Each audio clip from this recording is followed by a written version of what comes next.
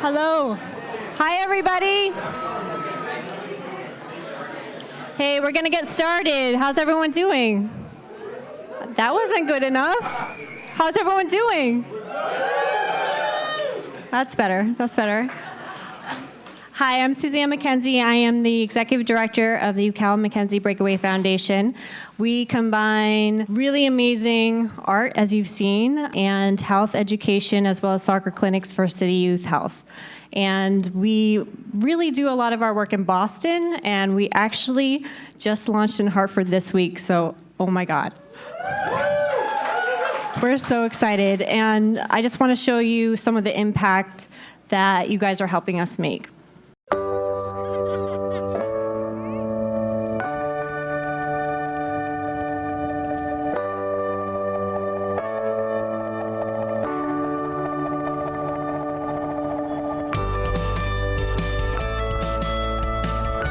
I'm Diego, and I'm 10 years old. There's always room for improvement, you know. If you think you have everything, you really don't. My name is Vanessa. I'm 15 years old and I'm from Honduras. There's some girls that don't even speak English, but there's that one thing that we connect. That one thing is soccer. They had some educational programs about CPR. Now I think I can notice if someone needs CPR. I learned some teamwork where people at first didn't want to be with these people, but then when we got through the week, we started being more of a friends. This camp has taught me to use confidence and go head on and just use what I know to the fullest. I've had a great time this week and I love this camp. I really do. Soccer is like an international language for me, so where I might not fit in the community, I will always fit in soccer.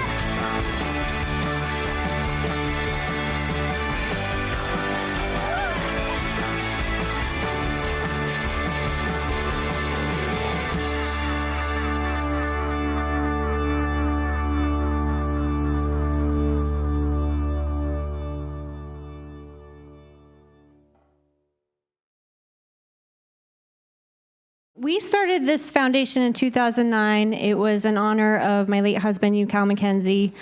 He passed away of sudden cardiac arrest at 32. And he was an amazing community leader. He was a guidance counselor and a soccer coach, and he really made an impact in Boston with city youth. And we created this foundation for the amazing work he's been doing. And I'm going to really embarrass someone right now. Vivette McKenzie is here as mom. I'm going to invite you up just so you can say hi.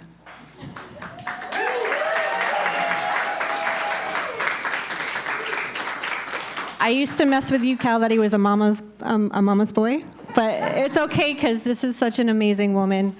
I'm so excited that you're here. Want to say hi? Thank you. Hello, everyone.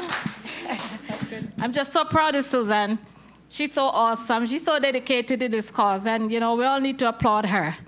Thank you, Suzanne. Thank you. Thanks for coming out. I have to thank all these amazing people who helped build. If you're an artist that contributed posters, could you just stand up for a minute? Jose, Deroy, Luba, thank you. I also want to thank Will Smith's Water, Just Water Company. They leaned in and are going to be contributing water for our clinics. Puma, we actually just did a t-shirt collaboration with Puma. Of course, the wonderful, gorgeous One Hotel, Brooklyn Bridge. Isn't this place amazing? Yes. We also have our co-host who is amazing. It's AIGA New York. Thank you, AIGA.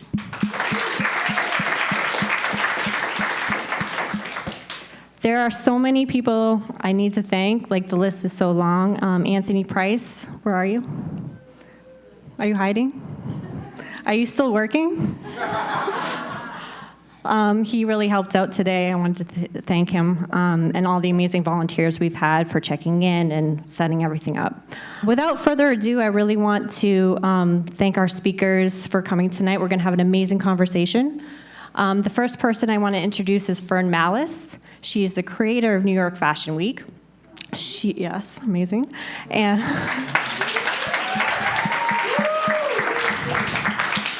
And we could be here all night just talking about all of her accomplishments and doing social impact work. She's worked with DIFA, which is the Designers Industries Fighting AIDS.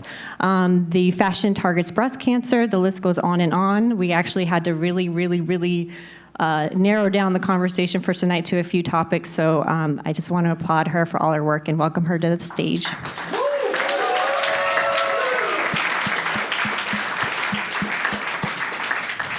We also have, all the way from DC, Pum Lefebure from Design Army. She was in the recent campaign for H&M, She's a Lady, which we'll get into what that actually means in a very broad way during this conversation. She also has been doing a lot of community work with Yoke, which is an amazing organization that she's going to be building in, and creative community that she's going to be building in DC. Pum?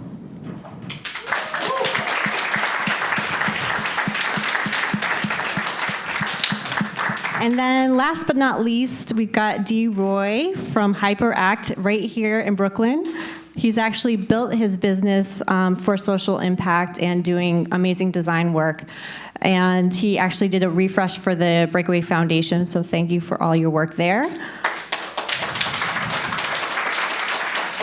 I'm not done. Sit down. I'm not done with you. He's done amazing campaigns as well. A most recent one he gave me permission to mention is Get Out the Vote for MTV. Yes, we need some love there. Just amazing work just in the social impact, and so many nonprofits that we'll be diving deeper into in our conversation. Come on up.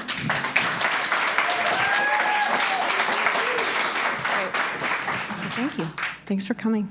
The first question I have is for Fern.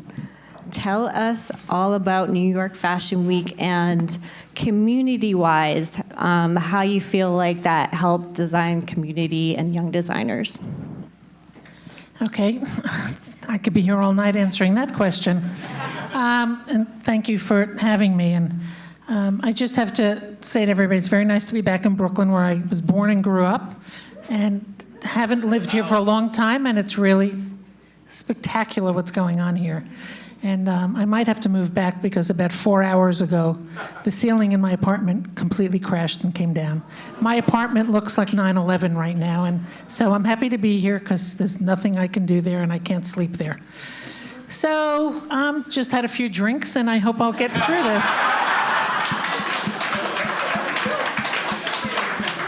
So Fashion Week.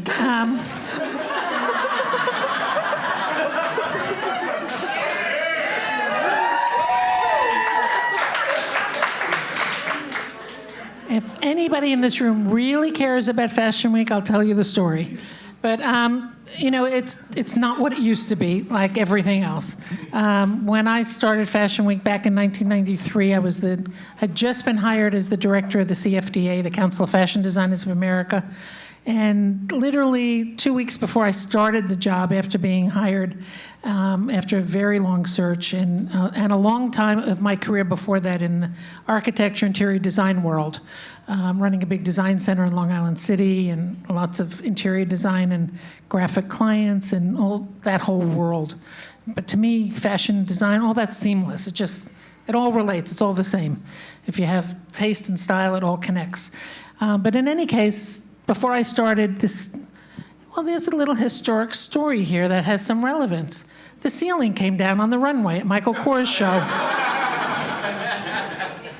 Literally came down while Cindy, Linda, Naomi were walking down the runway, and plaster landed in the laps of the two biggest journalists in the industry from the International Herald Tribune, Susie Menkes and Kerry Donovan at the New York Times.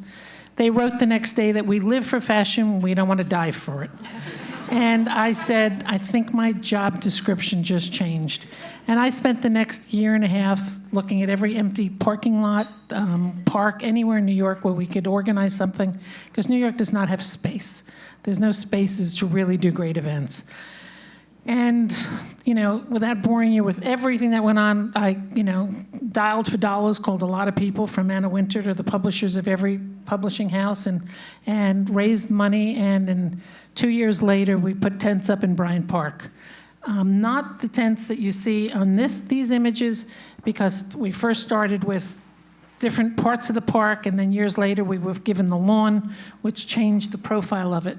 But those years, organizing Fashion Week really was spectacular. It was the event of all time, and it galvanized the American fashion industry. We, as an industry, were able to compete on equal turf with Paris and Milan. London a little bit, but London was never quite at that time as important as Paris and Milan.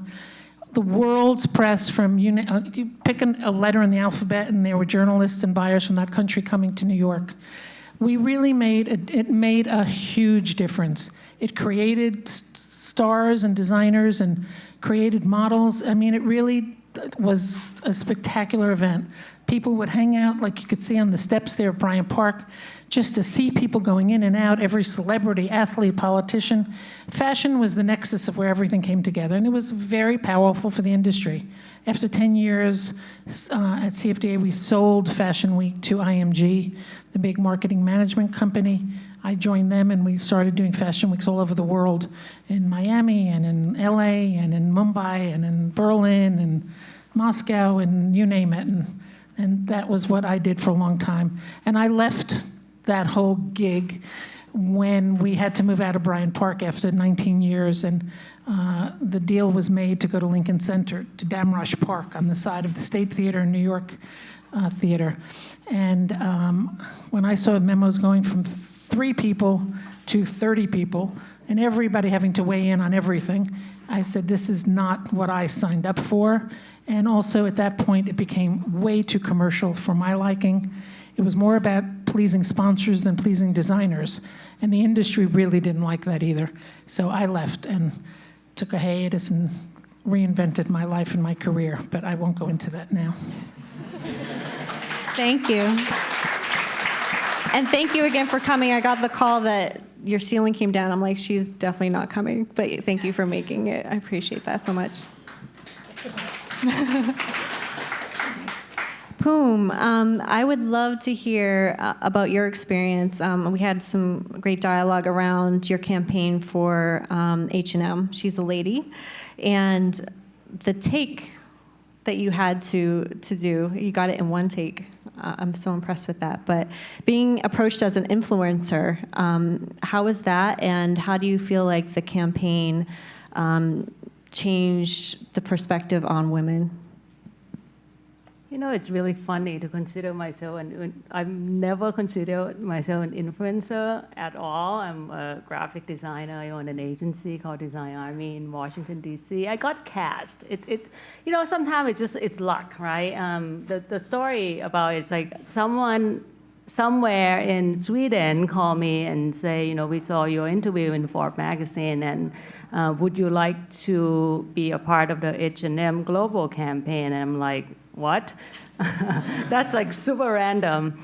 And then they say, this is campaign, we're looking for the 5 real people, and this is way before the Me Too movement. It was 2 years ago. So they were, I think we were on the verge of a lot of brands rather use real people than models. And they were just casting people, and I got the part. And so the whole entire campaign was revolved around Tom Jones' song, "She's a Lady," and from the 70s, and the song is about she's a lady, she's always know her place, she sit there and shut up, she doesn't say anything. So it's about reinterpret that song in a modern way using real people, and that's what H&M did. So I got cast, went to Barcelona for the shoot, and find out that the lady before me was Lauren Hutton. Okay, so it's no pressure there. I was like, shit, what the, it's like, okay, she's here, and then I was in the trailer, and Lion Baby walk in. She's the R&B artist, Vanessa Williams' daughter, and her hair was huge. I was like, okay, this is gonna be interesting. So I was waiting in my trailer, and then I got. My shoot was at 6 o'clock. I was there getting hair and makeup done since 10 o'clock in the morning, just sitting there, waited for Lauren to finish her stuff. So I'm, the non-celebrity girl. So I went in, and and everyone is so ready to just go home. And the director was like, okay, just walk here, walk here, walk here. I was like, what am I, so like, I'm always on the other sides, on the creative sides, and I kind of want to know what the story that they are trying to do, because like no one ever communicated to me exactly what I'm supposed to do. So they say, just walk in like, kick-ass ladies. I was like, is that the brief? It's like, what are you trying to do? And it's like, you're gonna walk in and there's gonna be 50 people, like in a boardroom, and you're just gonna be kick-ass. I was like, okay, all right, so let me try a couple things. So I was just trying to like act it out. What should I say to get a reaction? So I pretty much just, walk in, and then, it's like, okay, no, I need another prop. It's like, can you give me a folder or something so it doesn't feel so fake? I hold a folder, walking in, and it's like, guys, we have a problem. Boom, Donald Trump is running for president.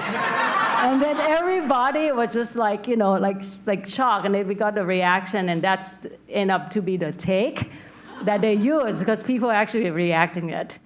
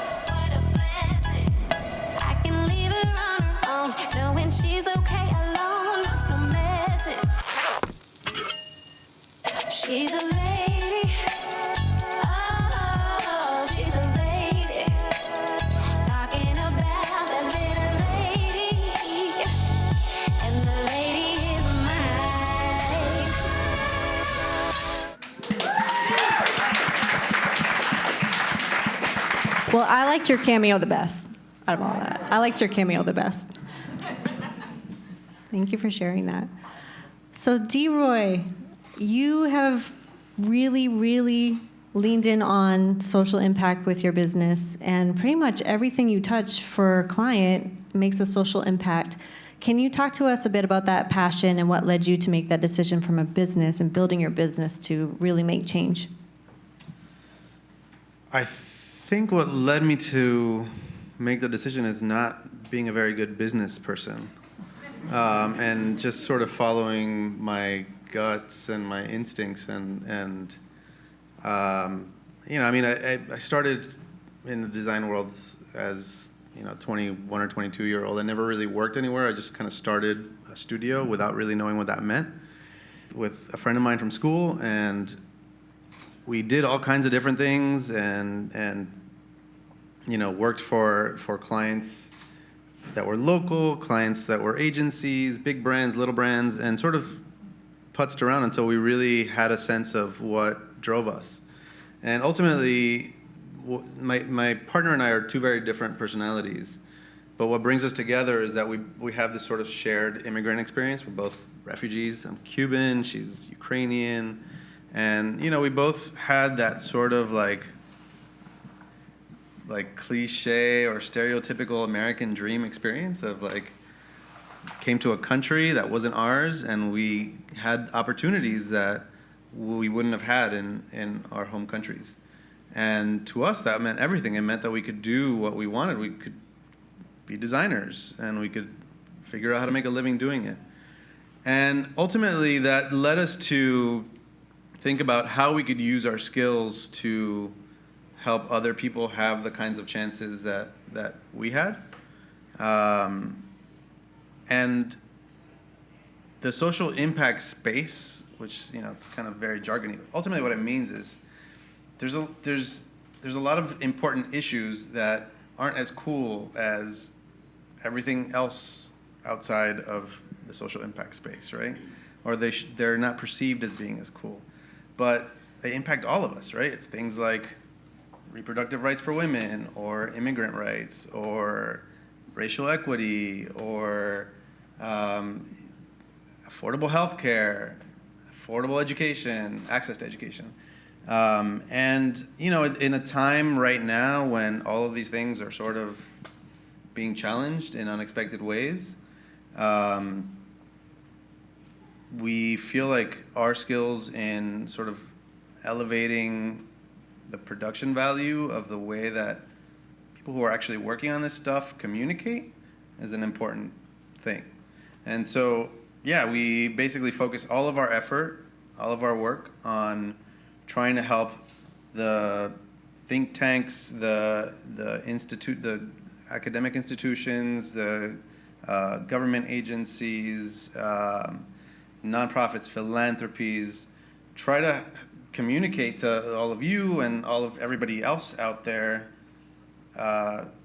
some new solutions to really old problems that are entrenched and are institutional and are complicated and are knotty and are often boring because of the way they're presented, because people just don't present them in interesting ways. But there are interesting ways to present them, and they affect all of us, so we feel like they should be as exciting as a fashion brand or as a musician or as a sports brand. So yeah, that's what we do. Awesome. What we try to do anyway. Passion is such a big part of what the foundation does, and starting with passion. And I feel like people who make social impact start with that, start with passion. Could you, each of you address that and how that's perhaps impacted your career choices or what you've chosen to do, you know, with the breast cancer organization, with DIFA, with the Yoke program, and then even with your MTV, your most recent Get Out the Vote campaign. Could you each address passion as a starting point? Well, I don't think you can be successful in anything in life if you don't have a feeling for it and a passion for it. You know, and there's different levels of passion, things that personally affect you or things that affect the people around you. But to be in the fashion business, it's really a loony, crazy business. And if you don't really feel strong about it, don't be in it, you know, because it's really will make you crazy. And, you know, so I speak to young designers and people all the time, and I do a lot of mentoring. And, you know, you really have to love what you're doing, and that there's almost not a plan B. That's it, you know. As for the social impact issues, like the things that you work on, and what I've done in the industry with, you know, way back when DIFA was formed was at the very beginning of the AIDS crisis, and it was at a time when all my friends were dying. It was very simple. People were dying. You were going to a memorial and a funeral 3 nights a week. And we had a government that wasn't doing anything, and presidents who wouldn't even mention the word. And it was before AmFAR and before a lot of these organizations were formed. And I was in the interior design industries, and DIFA used to stand for the Design and Interior Furnishings Foundation for AIDS. And we changed it after a while to the Design Industries Foundation Fighting AIDS. But the DIFA name still remained. And it started in the interior furnishings industry because, believe it or not, those people were somehow dying a lot more than anybody else. And then it really, it's odd. They were all in that world, and then it became a lot of fashion designers. And, you know, I don't even want to go through the names because I'll sit here and start crying. You know, and then it was, you know, entertainment, and it was the whole world. So, you know, we had to do things. You were passionate about it. You had to raise money. We had to find ways to help these people. So DIFA was one of the very first foundations actually out there. DIFA was one of the first grants DIFA made was to a startup group called God's Love We Deliver, and it paid for their first industrial refrigerator so that they could do the work they were doing. I mean, which, when you think back how incredible, they were in a basement in a building and had somebody's old refrigerator, and DIFA made a grant to buy them a real good refrigerator. You know, now that business does, I don't know, close to 700,000 meals a a year or something delivering to people beyond AIDS now. And then when I joined the CFDA, they had just done an event called 7th on Sale, which was the fashion industry's first big event to raise money for AIDS. And that was a landmark, incredible event. I was just a peon who went to the dessert party, to see what was going on. It was one of the most impressive things I'd ever been to. It raised $5 million in a weekend. And that's when I got the job after that, because everybody was just completely spent after that event, and the organization needed a new director, new president, new everything, and I kind of stepped in at just the right time. We did another 7th on Sale. We kept fighting for the AIDS cause, and then, I proposed actually at one point that breast cancer was starting to be a big issue. And in breast cancer, people didn't talk about breast cancer, just like AIDS at the beginning. Women who had breast cancer did not talk about it. Nobody came out of the closet. It was very personal. It was their body, their breasts. They learned a lot from the AIDS movement and took on lots of the things that the AIDS movement opened doors for all these diseases to go out and do something clever and creative and get people on board. It was remarkable how that changed things. Ralph Lauren's team did a Target t-shirt, which I think we had a picture of. We got the fashion industry behind it in a huge way, with all the models who, on every shoot, wearing it, and eventually licensed the campaign in about 12, 13 different countries around the world. For me, it's passion and common sense to do things that just seem like the right thing to do at the right time. And that campaign is still going on with the CFDA, and it's still raising money. It's 20 years. 15 years since I'm gone from it. Oh, longer than 20 years. Yeah, absolutely. Yeah. So I'm actually very proud of that campaign. It's amazing. And passion for you? I think like what Fern was saying, I think passion can be extremely contagious. I think if you love doing something and you kind of have that ability to spread that passion and the creativity. One of the projects that I raised money for was for the Washington Ballet Wonderland. I don't know if you have it on here or not. We have a problem with this government, or just any government in general, that when they have a budget cut, the first thing that they cut is always the art for some reason, because it's not important. So I have this passion for the art, and one of my clients, the Washington Ballet, was losing about 1/8 of their operating budget due to the budget cut. And for me, I'm in the position to A, do nothing, B, possibly maybe write a check, a couple $1,000 from our company, or C, I asked myself, can I do something a little bit bigger? Can we raise more money than just the check that I can write? I was like, I want to raise like 6-figure to save that 1/8 operating budget. So or the kids who take dance class, or the little kids that in the low-income housing, who cannot afford taking ballet class, they were going to be able to do.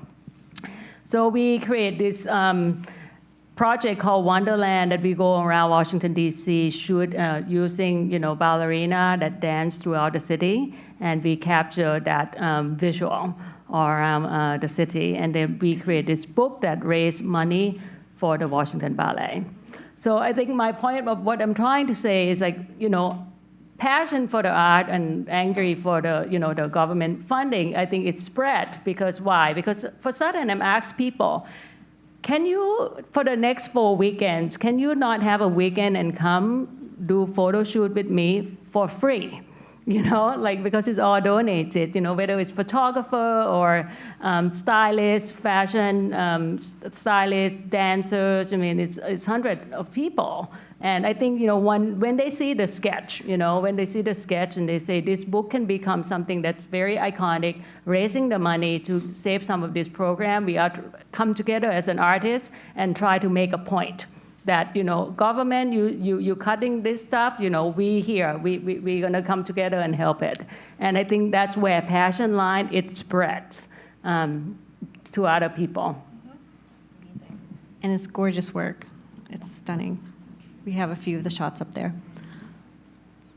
And you sort of answered this a little bit. So besides soccer, can you speak to passion? Can I speak to passion? Well, I mean, soccer is passion. Yes.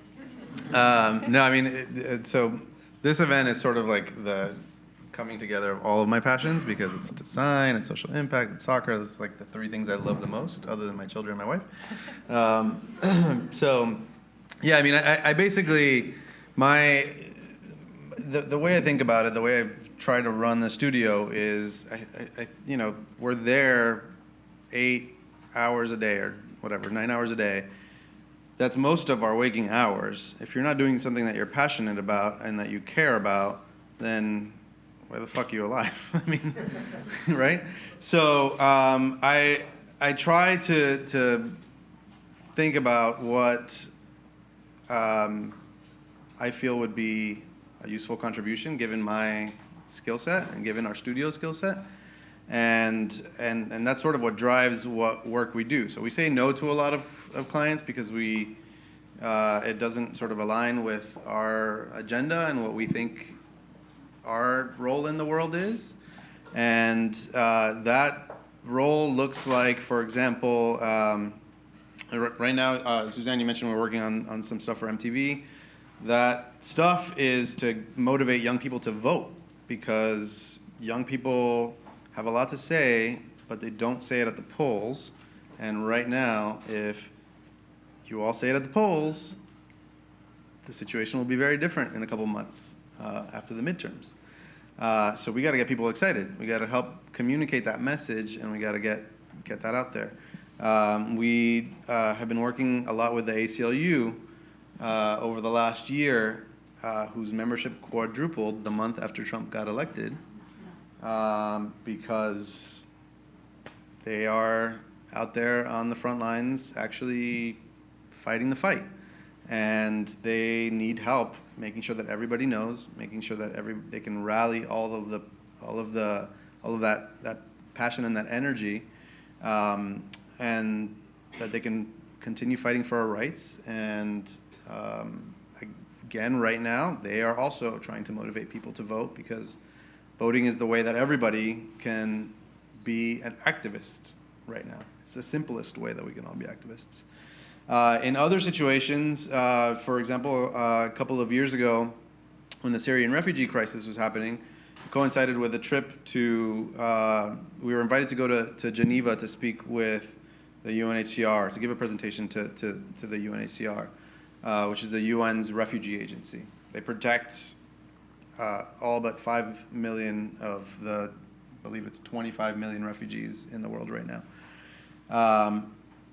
And in that sort of exchange with mostly data analysts and nerds at the UNHCR, we realized that they had this amazing treasure trove of data, which would really help explain the scope of refugee crises, not just right now, not just the Syrian refugee crisis, or what's happening in Yemen, what's happening in Myanmar, but over the last 40, 50 years.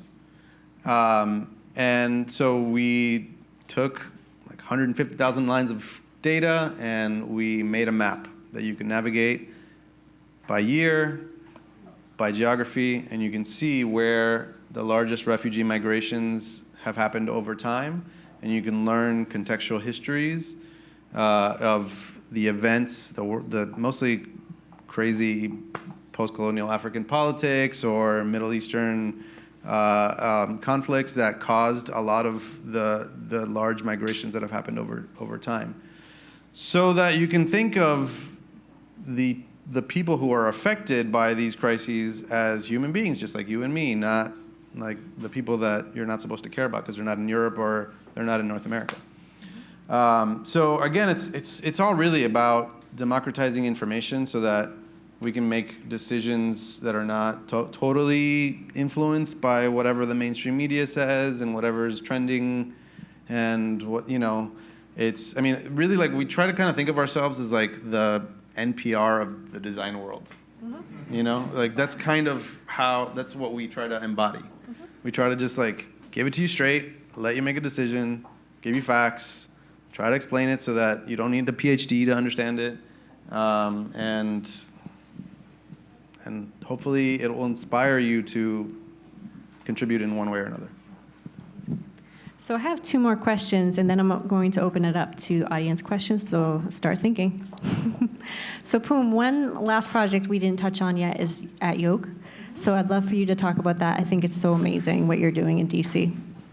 I'm in the process of building a 10,000 square foot space in Washington as a, I call it the concept is temple for creativity. It's a big concept, right?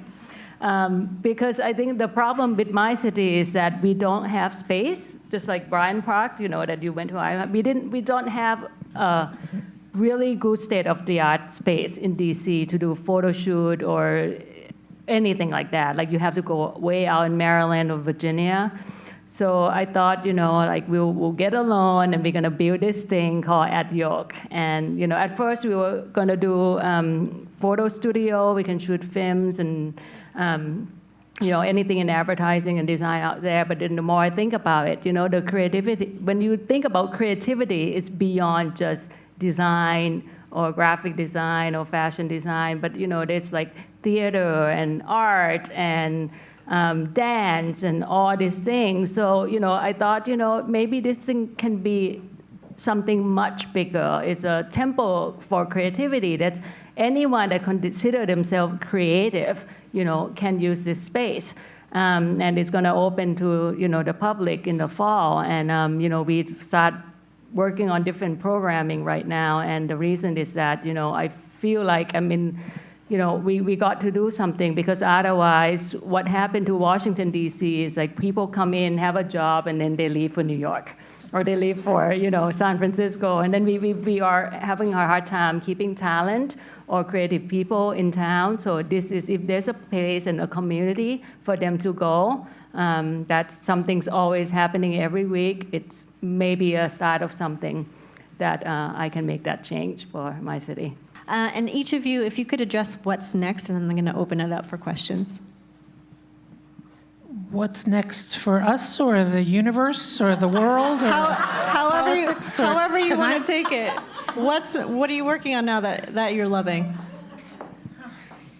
Well, I'm working on a lot of different things, and there's a lot of balls in the air. But one of the things that I do now is I have an interview series called Fashion Icons with Fern Mallis at New York's 92nd Street Y. That's been going on now for just about 8 years. The first 19 of those interviews is a book that Rizzoli published, which you can get on Amazon for a good price.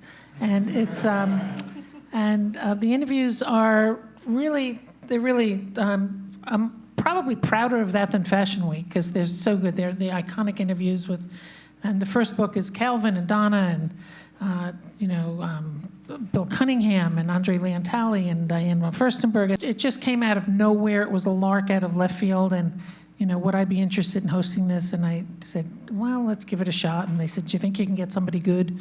And I said, let's try. And so yeah, we got a lot of good people. Mark Jacobs, Tom Ford, it goes on. And the book is filled with really, they're the life stories. It's about people who started with nothing, and how did you build a billion-dollar, multi-million-dollar business? Tell me about your parents, your family, where you were born, where you grew up. What was school like? Were you good at this? Were you good at that? What was your grandmother's influence on your life? And it builds up so when you walk out of there, you know this person and you've learned something about it. And it's really great. And it's been going on now, since the book came out. I've done lots of other people like Victoria Beckham and Valentino and Iman and Cindy Crawford and Leonard Lauder and on and on and on. So we're starting up again in September 13th. Tickets are available, 92y.org. You can go on. I'm doing Stan Smith, who has a book coming out. He's in town for the U.S. Open. The tennis player Stan Smith, who did the Adidas sneakers, and his new book, I think the title is People Think I'm a Shoe. And apparently Adidas is the hottest sneaker in Europe now. Everybody's wearing Stan Smiths. Although my assistant Elliot just pulled up pictures which freaked me out, because Melania Trump, when she went down to Texas with that Who Cares jacket. She was wearing Stan Smith sneakers. So at least she had something good on. And that's in September. In October, the photographer Arthur Elgore, who's a fantastic man. Arthur's just one of the really great photographers who's still working. His son is Ansel Elgort, the actor, and I mean, he's great, and I love Arthur. And in November, there's a 40th anniversary of the book called High Tech. If any of you remember that, it was the first book done by Susie Slesson and Joan Crone that took industrial, like metro shelving and laboratory glass, and made it cool and chic in interiors. And so it's 40 years later, they coined that term, and we're going to have a panel with different designers who worked in that milieu. And then we have some good people we're trying to confirm for December. So those are the things I'm working on, as well as consulting on a diamond company in India that I'm on the board of, and fashion weeks in Nashville and Charleston, and regional cities that do really lovely fashion weeks. New York's is a mess. New York's is, I'm kind of glad I have nothing to do with it. It's almost like it was when I started it. It's all over the place. It's not organized and really centralized the same way. It's really a mess. So I love these other ones. So that's kind of what I'm working on, I think. Anything else, Elliot, that's happening? I can't remember. Every day there's something else. You're not busy at all. And I'm working on having to figure out how to repair my apartment. Yeah. What? Well, not yet. Not to be announced. So you're not busy at all. Mm-mm. And for you? What next for me? I think, the Yoke project, that's a huge one. But I think I'm just trying to keep up that what's next is trying to keep up with what's going on, because what I'm doing in design or advertising, whatever, I'm doing today might not be relevant 6 months from now. So I'm trying to tell myself, just keep learning the new damn thing every day. I don't know what app or something that's coming up. And because I don't know what's next, I can't predict what's in the future. All I can do is to be a student, continue to be the best student. That's great. Follow us on Instagram. You'll find out what we're doing. That's what's next. Let's see. On the serious front, we're very much tied to sort of the political calendar and what's happening in the world. So, yeah, the elections are big. Some big issues that are being sort of dealt with constantly. But right now is the issue of mass incarceration. We do a lot of work around criminal justice reform because we have like 25% of the world's prisoners, even though we have 5% of the world's population. So we are trying to help our clients communicate that issue, and we're sort of involved in a crazy stunt to try to bail out a bunch of people from Rikers Island in a couple months. Maybe you'll hear about it in the news. We'll see how that goes. But then on sort of a lighter note, we also, so Hyperakt, which is the studio I run, I haven't mentioned that, does a lot of community building in the creative community as well, just to sort of loosen up a little bit. And we're all designers, we like fun stuff. One of the things that we created a couple of years ago that is sort of an ongoing, evolving project is called On the Grid. On the Grid essentially is a neighborhood guide of just places we love from sort of a creative point of view. So there's, like nice cafes and bars and shops and whatever, but also sort of interesting, quirky, creative spaces. And it started as a local neighborhood guide of our favorite places in our neighborhood, and it kind of became a platform for designers and design agencies around the world to curate their favorite places in their own neighborhood. And over the last 3 years, it's grown into a global guide of over 100 cities, over 500 neighborhoods, so that the creative community kind of uses it as like the pocket guide to really discovering where shit's happening, where creative shit's happening in different cities around the world. And that's a sort of organic, evolving, crowd-sourced, curated project that is constantly growing and evolving. And using that sort of mechanism of inspiring people to create something that they could all use and sort of contributing to something that's a shared asset. We were working on something called the Design Resistance, which is a similar idea but for political art. So creative people will be able to upload artwork that can be used in print or in social media to rally around issues, and it will be available for free download by the community. It's just an effort to empower creative people to use their voice. Not everybody gets to work on the kind of stuff that we work on every day, and there are more designers who want to use their skills to focus on social or political issues. And so Design Resistance is sort of a channel for that, and also for the general public to be able to engage with art in a way that's accessible. Really inspiring. Thank you, guys. Are there any questions? We're going to field a few questions. Any brave souls out there? Come on, you had a few minutes to think about it. One. I need at least one. We're not leaving until we have one. Raise money. And I was wondering, like, what's the key to getting people to care about these issues that you're all involved in? And just kind of generating excitement. This is like a thing that you do forever. You got to be in it for the long haul. It only pays off, and it only makes an impact after like slow builds over time, growing it slowly. And that's how really like all good things are made. But, it really is manage the expectation at the beginning and take advantage. I mean, right now, with social media being what it is, the world is a platform that everybody has access to. It's staggering. I wish when I was, growing up and starting my career, had access to all of that. It's just, I did a keynote speech to FIT's graduating class a few years ago.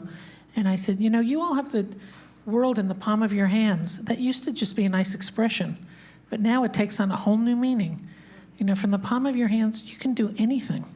You could bring down a government in the Middle East. You could bring down you can open garage doors. You can pay your bills. You can do anything.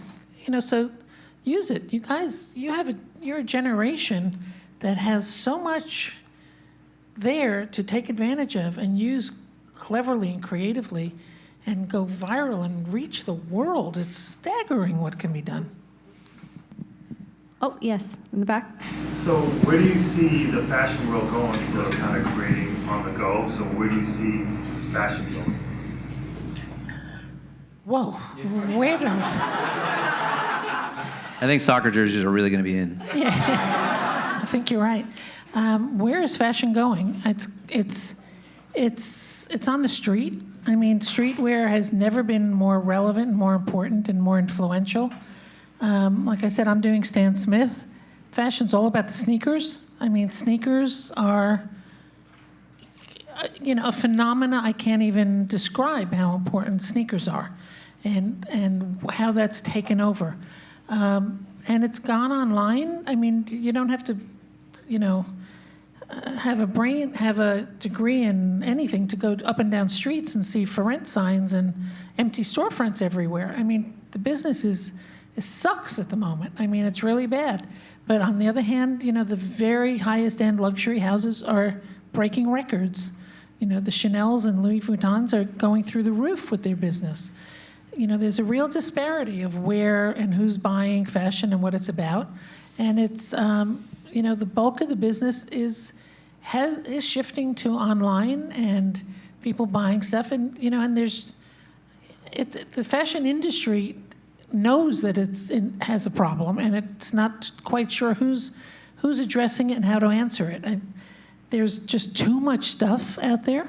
Stores that are functioning there's so much out there. People don't even know how to get rid of stuff.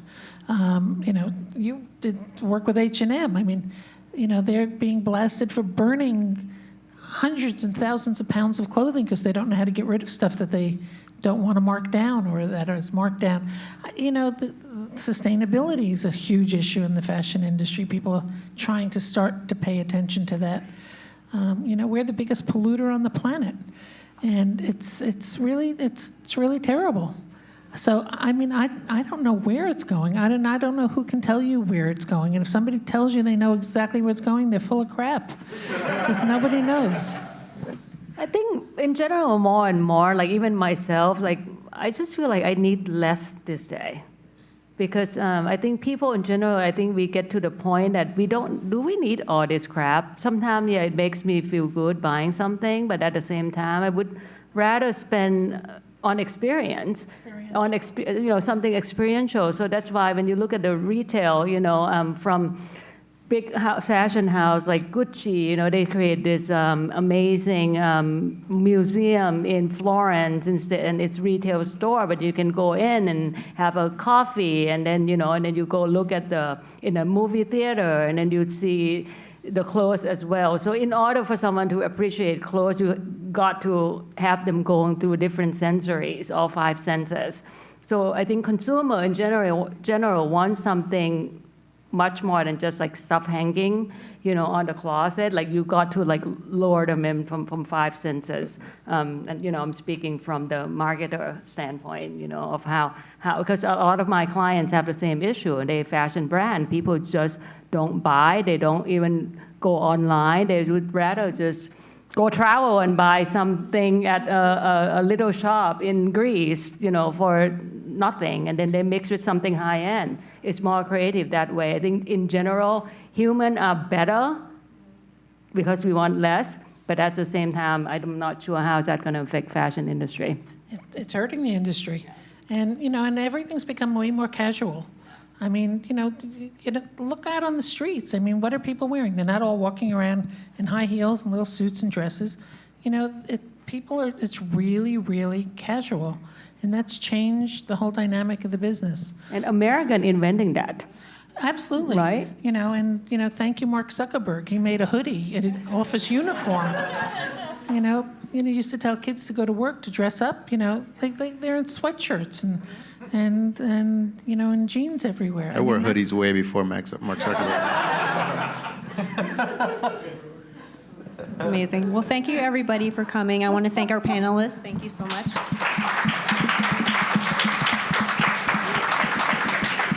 And before we wrap, we're going to take 10 more minutes. This is a fundraiser, and we have some gorgeous original art pieces that are one of a kind. They're framed. They come framed. If you could take 10 more minutes and take another gander, that would be amazing. We will be regrouping here with the people who have the highest bids in 10 minutes. And in addition to the foundation, I am the founder of Able Made, and we have an amazing pop-up shop with some sustainable materials, socks, our Puma collection, which everything is going back to the foundation. So if you could take a gander, we'll be meeting back here in 10 minutes, and we'll be closing out. Okay, thank you.